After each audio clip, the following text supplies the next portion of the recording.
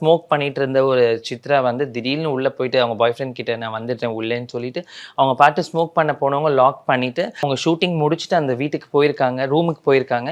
அந்த நைட்டு தான் அவங்க அம்மா கால் பண்ணி கேட்டுருக்காங்க. "என்ன ஆச்சு வரலையான்னு?" கேட்டோனே, "இல்ல என் கூட ஹேமந்த் இருக்காரு. நான் வந்துட்டேன். அவர் கூட இருக்கேன்." நான் என்ன கேட்கிறேன், இப்ப மோஸ்ட்லி சினிமால அட்ஜஸ்ட்மென்ட் அப்படி இப்படின்னு கேட்டீங்கல்ல. இப்ப நீங்க தனியா போயிருந்தீங்கன்னா, எவனா ஒரு மேனேஜர் கேட்பான். "நானும் உங்க கூட இருக்கலாமா மேடம்? சேஃபா இருக்கிறதுக்கு, தனியா இருக்கிறதுக்கு."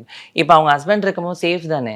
ஏன்னா, எந்த ஒரு காரணமும் இல்லாம ஸ்மோக் பண்ணிட்டு இருந்த ஒரு சித்ரா வந்து திடீர்னு உள்ள போயிட்டு அவங்க பாய் ஃப்ரெண்ட் கிட்ட நான் வந்துட்டேன் உள்ளேன்னு சொல்லிட்டு, அவங்க பாட்டு ஸ்மோக் பண்ண போனவங்க லாக் பண்ணிட்டு, அதனால வந்துட்டு ரொம்ப நேரமா கதவு திறக்கலையேன்னு சொல்லிட்டு ஹோட்டல் மேனேஜர கூப்பிட்டு எனக்கு இன்னொரு கீ போட்டு தாங்கன்னு சொல்லி ஓப்பன் பண்ணி பார்த்தா தொங்கிட்டு இருக்காங்களாம் தூக்குல. அதெல்லாம் எவ்வளோ பெரிய ஒரு விஷயம். ஏன்னா, கல்யாணம் பண்ணிக்கிட்ட ஒரு ஹஸ்பண்ட் அவங்களுக்குன்னு ஒரு கனவு இருக்கும். அவங்களுக்குன்ட்டு ஒரு கல்யாண வாழ்க்கை, குழந்தை வாழ்க்கை, ஃபேமிலி அதுதான். என்ன பொறுத்தவரைக்கும் எனக்கு என்னன்னா, இன்னைக்கு அவர் கேஸ்ல வின் பண்ணியிருக்காருன்னா, அது சித்ராவோட கிரேஸ் இல்லாம, இல்ல ஒரு அவங்க பிளெஸிங்ஸ் இல்லாம கிடையாது.